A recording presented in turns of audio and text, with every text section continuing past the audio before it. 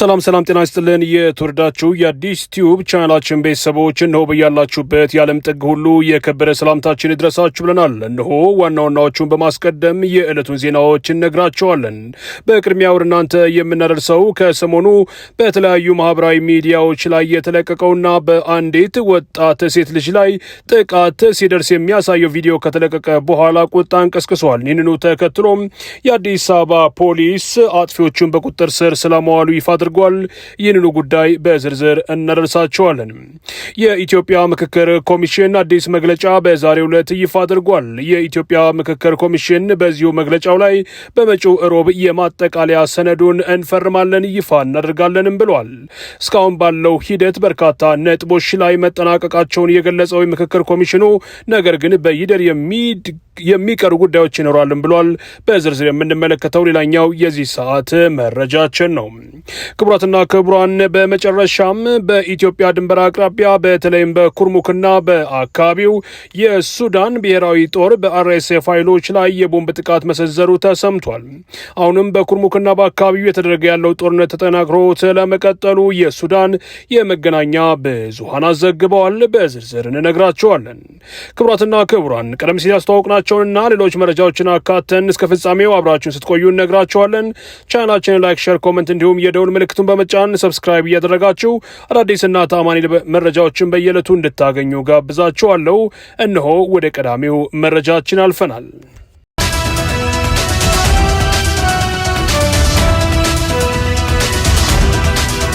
ከሰሞኑ በተለያዩ የማህበራዊ ሚዲያ ተጠቃሚዎች ዘንድ ቁጣን የቀሰቀሰ አንድ ቪዲዮ ተለቋል። በዚሁ ቪዲዮ ላይ አንዲት ታዳጊ እህት በሶስት ሴቶች ስትደበደብ የሚያሳይና ራሷን ለመከላከል ስትሞክር የሚያስመለክትም ነው። የአዲስ አበባ ፖሊስ ኮሚሽን ይህንኑ በተመለከተ በዛሬው ዕለት ከሰዓት በኋላ መግለጫ ሰጥቷል። ምንም እንኳ ድርጊቱ የተፈጸመው ከሳምንታት በፊት በዚሁ በአዲስ አበባ በኮልፌ ቀራኒዮ ክፍለ ከተማ እንደሆነ የገለጠው ፖሊስ ሆኖም ግን ቪዲዮ በምን መልኩ እንደተለቀቀ መረጃው የለኝም ብሏል። ፖሊስ ከህብረተሰቡ በደረሰ ጥቆማ መሰረት ሶስቱንም ሴት ወጣቶች በቁጥጥር ስር አውያለሁ፣ እነዚሁ ወጣቶች በአሁኑ ሰዓት በእስር ላይ ይገኛሉ ሲልም ነው የገለጠው።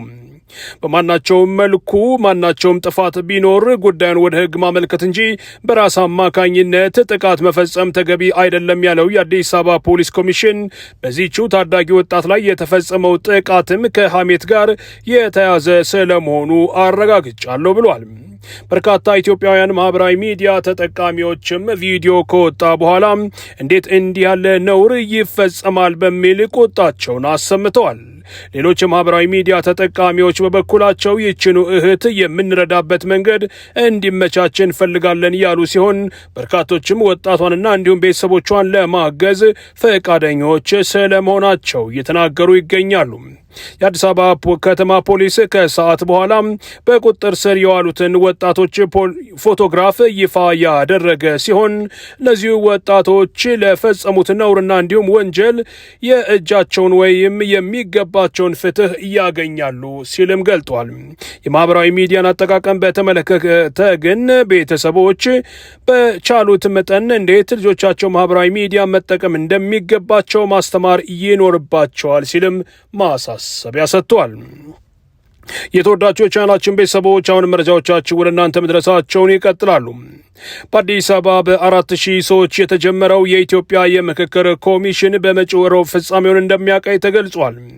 በዛሬው ዕለት የኢትዮጵያ ምክክር ኮሚሽን ምክትል ኮሚሽነር ለሚዲያዎች በሰጡት መግለጫ እንዳመለከቱት ለባለፉት ሳምንታት በከተማዋ ሲካሄድ የቆየው የኢትዮጵያ ምክክር ኮሚሽን ፍጻሜውን ያገኛል፣ በርካቶችም በተገኙበት የተንሸራሸሩ ሀሳቦች ይጸድቃሉ ሲሉም ተናግረዋል። በተለያዩ ፓርቲዎችና እንዲሁም ወገኖች የምክክር ኮሚሽኑን ሂደት በተመለከተ የተሰጡ ሀሳቦች የነበሩ ቢሆንም እነዚሁኑ ሀሳቦች ወይም ቅሬታዎች እየተመለከትን እንገኛለን፣ ነገር ግን የአንዳንዶቹን ቅሬታ አንቀበልም ሲሉም ተናግረዋል። በ4000 ሰዎች ተጀምሮ የነበረው የምክክር ኮሚሽን ወደ 500 ሰዎች ወርዶ የነበረ ሲሆን በቅርብ ቀናትም ከነዚሁ 500 ሰዎች የተውጣጡ 120 ሰዎች በተለያዩ ሀሳቦች ላይ ምክክርና እንዲሁም ውይይት ሲያደርጉ ስለመቆየታቸው አንስተዋል። የአማራ ብሔራዊ ንቅናቄ አብን በበኩሉ የምክክር ኮሚሽኑ ግልጽነት እየጎደለውና እንዲሁም ከበላይ በመጣ አካል መደናቀፍ በሚሉ ሀሳቦች መደናቀፍ እንደገጠመው ከቀናት በፊት ይፋ ማድረጉ የሚታወስ ምክትል ኮሚሽነሯ ስለዚሁ የአብን መግለጫና እንዲሁም ሌሎች በየግላቸው የምክክር ሂደቱን በተመለከተ መግለጫ ያወጡ ወገኖችን በተመለከተ ሀሳብ እየሰነዘሩ ሲሆን የመናገር መብታቸውን ተጠቅመው ሁሉም ያሻቸውን ማለት የሚችሉ ቢሆንም የምክክር ሂደቱን በማያደናቅፍ መልኩ መሆን እንዳለበትም አስረድተዋል። በየትኛውም ሀገር የሚከናወን የምክክር ሂደት ሙሉ ሊሆን አይችልም ያሉት ምክትል ኮሚሽነሯ፣ ነገር ግን የምክክር ሂደት ዋናው ዓላማ የተለያዩ ሀሳቦች እንዲንሸራሸሩ ማድረግ በመሆኑ የኢትዮጵያ ምክክር ኮሚሽን ይህንኑ አድርጓል የሚል እሳቤ እንዳላቸውም ተናግረዋል። በመጪው ረቡዕ ኢትዮጵያውያን የሚጠብቁት ቀን ነው ያሉት ምክትል ኮሚሽነሯ ሂሩት ገብረስላሴ በዚሁ ቀንም 4,000ዎቹም ተወያዮች ወይም የምክክር ኮሚሽን ተሳታፊዎች በተገኙበት ይፋ ይደረጋልን ብለዋል። የኛ ሀሳብ ኢትዮጵያውያንን ያማከሉ ሀሳቦች እንዲፈልቁ ነው ያሉት ምክትል ኮሚሽነሯ ይህንንም በባለፉት ጊዜያት አድርገናል ብለው እንደሚያስቡ ተናግረዋል። ከ4,000 ሰዎች ጀምሮ እስከ 120 ሰዎች የምክክር ሂደቱን አከናውነዋል፣ ሀሳቦችን አንሸራሽረዋል። እነዚሁ ተጠናቀው ረቡዕ ዕለት ይፋዊ የማጽደቅ ስራ እንሰራለን ብለዋል። ሆኖም ግን የኢትዮጵያ ምክክር ኮሚሽን በዘንድሮ ያካሄደው የምክክር ሂደት የኢትዮጵያን ችግሮች ሙሉ ለሙሉ ይፈታሉ ወይም የመጨረሻ ናቸው ማለት አይደለም። በሚቀጥሉት ጊዜያትም የምክክርና የውይይት ሂደቶች ተጠናክረው የሚቀጥሉ ይሆናልን ብለዋል። በኢትዮጵያ የምክክርና የውይይት ባህል መዳበር አለበት ያሉት ምክትል ኮሚሽነሯም ይህ የምክክር ሂደት ሊያሳድራቸው ወይም በይደር ሊያቆያቸው የሚችሉ ጉዳዮች እንዳሉም አስረድተዋል። የአዲስ አበባና የድሬዳዋ ከተሞችን ጉዳይ እንዲሁም የባንዲራ የህገ መንግስትና መሰል ጉዳዮች በስፋት በዚሁ የምክክር ሂደት ክርክር እንደተደረገባቸው የተገለጸ ሲሆን በተለይ አዲስ አበባ ከተማን የባለቤትነት ጉዳይ በተመለከተ እየወጡ ያሉ ሀሳቦች በርካቶችን እያነጋገሩ ነው። በምክክር ኮሚሽኑ በተለይም 2 ሀሳቦች ተንሸራሽረዋል የተባለ ሲሆን ከተማዋን የተመለከተው በኦሮሚያ ስር ትሁን እንዲሁም በፌዴራል መንግስት ስር ሆና ራስ ገዝ ትሁን የሚሉ ሀሳቦች በስፋት እንደተንሸራሸሩ የተገለጸ ሲሆን የኢትዮጵያ ምክክር ኮሚሽን በየትኛው ሀሳብ እንደጸና እስካሁን ይፋ አላደረገም። የተወዳችሁ የቻናላችን ቤተሰቦች ከኛ ጋር ስላላችሁ ከልብ እናመሰግናለን። መረጃዎቻችን ወደ እናንተ መድረሳቸውን ይቀጥላሉ።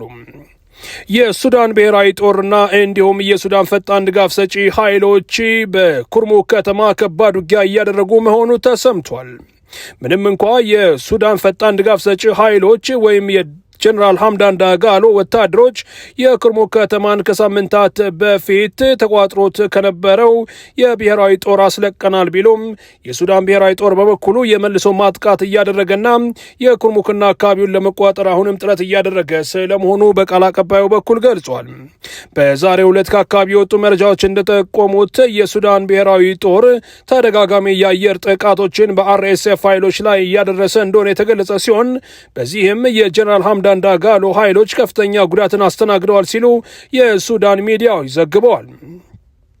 ከቀናት በፊት የአርኤስኤፍ ኃይሎች የኩርሙክና አካባቢውን መልሰው ከመንግስት ኃይሎች ወይም ከብሔራዊ ጦር አባላት እንደተረከቡ የተገለጸ ቢሆንም በአካባቢው የተደረገ ያለው ጦርነት አሁንም ተጠናክሮ ስለመቀጠሉ ነው መረጃዎች የጠቆሙት። ኩርሙክ በኢትዮጵያ ድንበር አቅራቢያ የምትገኝ አነስተኛ ከተማ እንደሆነች የተገለጸ ሲሆን ጦርነቱ ወደ ኢትዮጵያ ድንበር እንዳይዛመት ያሰጋል የሚሉ ኃይሎችም እየተፈጠሩ ነው። የአርኤስኤፍ ኃይሎች ከተማዋን እያጸዳን እንገኛለን፣ የብሔራዊ ጦር አባላት እየፈጸሙ ያሉት ጥቃት ከሞት ወይም ከመውደቅ ለመነሳት የሚደረግ ጥረት እንጂ ከተማዋን መልሶ ለመቆጣጠር የሚያስችላቸው አቅም የላቸውም ሲሉም ተናግረዋል። በጀነራል አብዱልፈታህ አልቡርሃን የሚመራው የሱዳን ብሔራዊ ጦር አባላት በበኩላቸው የአርኤስኤፍ ኃይሎችን ሙሉ ለሙሉ ለመደምሰስ የሚያስችል እርምጃ እየወሰድን ነው ብለዋል።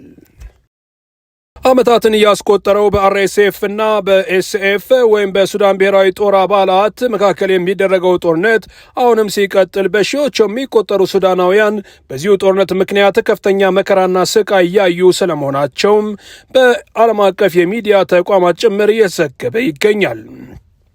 ተወዳጆች የቻናላችን ቤተሰቦች ነው ለዚህ የመረጃ ሰዓት ያዝናቸው መረጃዎችን ይመስሉ ነበር። አብራችሁን ስለነበራችሁ ከልብ አመስግነናል። በየዕለቱ አዳዲስና ተአማኒ መረጃዎችን ይዘው ወደ እናንተ እንመጣለን። ቻናላችን ላይክ፣ ሼር፣ ኮሜንት እንዲሁም የደውል ምልክቱን በመጫን ሰብስክራይብ እንድታደርጉ ጋብዘናል። በያላችሁበት ሰላም ሁኑ።